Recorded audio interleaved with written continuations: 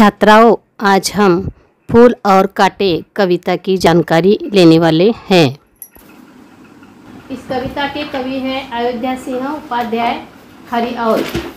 तो इनका परिचय देखिए। जन्म है 1865, आजमगढ़ उत्तर प्रदेश। मृत्यु है 1947।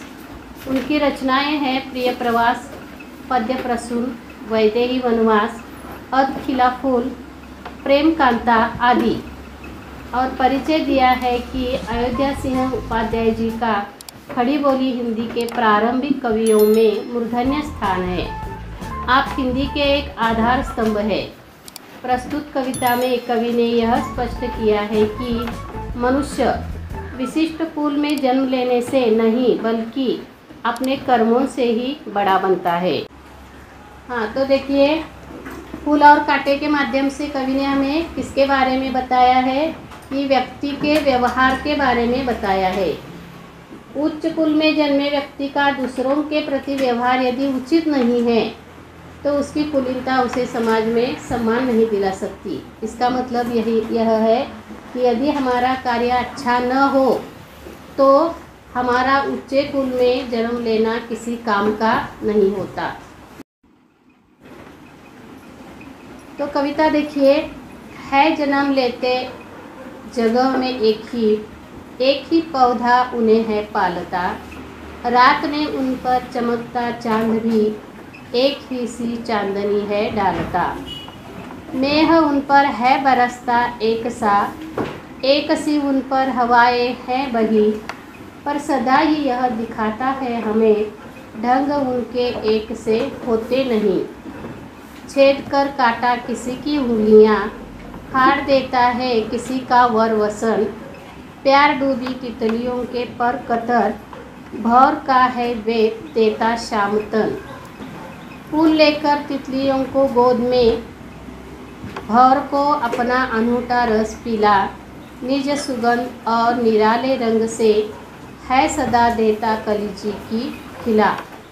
है खटकता एक सबकी आँख में, दूसरा है सोहता सुर शीश पर।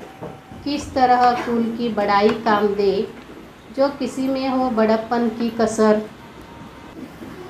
तो चलिए हम फिर से एक एक काव्य पंक्ति का अर्थ देखेंगे। है जन्म लेते जगह में एक ही पौधा उन्हें है पालता, रात में उन पर चमकता चांद भी एक ही सी चांदनी है डालता। इसका अर्थ क्या है कि फूल और कांटे एक ही स्थान में क्या लेते हैं, जन्म लेते हैं। एक ही पौधे पर वे दोनों बढ़ते हैं यानी पलते हैं। रात्रि के समय क्या होता है, देखिए, जब आकाश में चांद अपनी शीतलता चांदनी फैलाता है तब फूल और कांटे दोनों को समान रूप से वह चांदनी मिलती है। फिर भी दोनों का क्या है, स्वभाव भिन्न है। फूल और कांटे का स्वभाव क्या है, अलग अलग है। अब हम दूसरी काव्य पंक्ति देखेंगे। मेह उन पर है बरसता एक सा, एक सी उन पर हवाएं हैं बही, पर सदा ही यह दिखाता हमें ढंग उनके एक से होते नहीं। यहाँ मेह यानी क्या, बादल।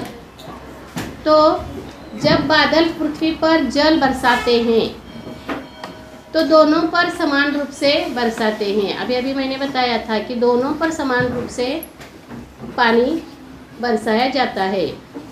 जब प्यारी हवा बहती है तब भी दोनों के ऊपर समान रूप से हवा बहती है। हवा बहती है तो भी समान रूप से बहती है, परंतु एक जैसी परिस्थितियों में भी पलकर फूल और कांटे का स्वभाव एक जैसा नहीं है।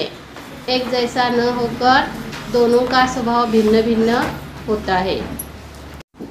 आगे की काव्य पंक्तियाँ देखिए। छेद कर काटा किसी की उंगलियां, फाड़ देता है किसी का वर वसन। प्यार डूबी तितलियों के पर कतर, भौर का है वेद देता श्याम तन। तो वसन यानी वस्त्र, श्याम यानी काला और तन यानी शरीर। तो यहाँ काटा किसी की भी उंगलियों को छेद कर घायल कर देता है। अभी मैंने तुम्हें बताया था कि कांटा क्या करता है, दूसरों को हाँ छेदता है, घायल कर देता है। किसी के सुंदर वस्त्र हो तो उन्हें फाड़ भी देता है।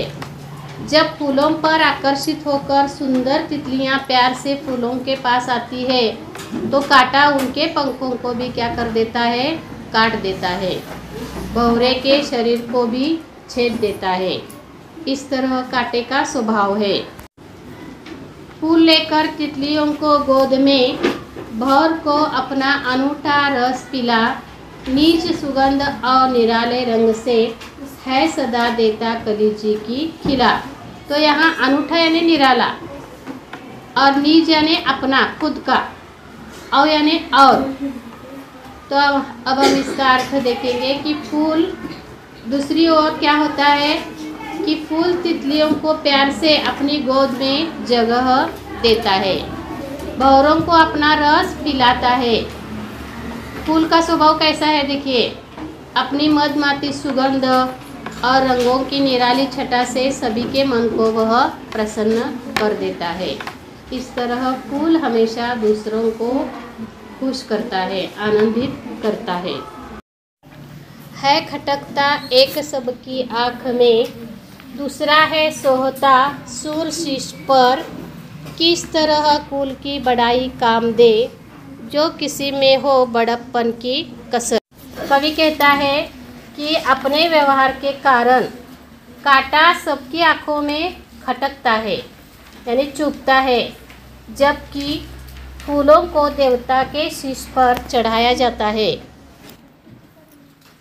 जबकि फूलों को देवताओं के शीश पर चढ़ाया जाता है।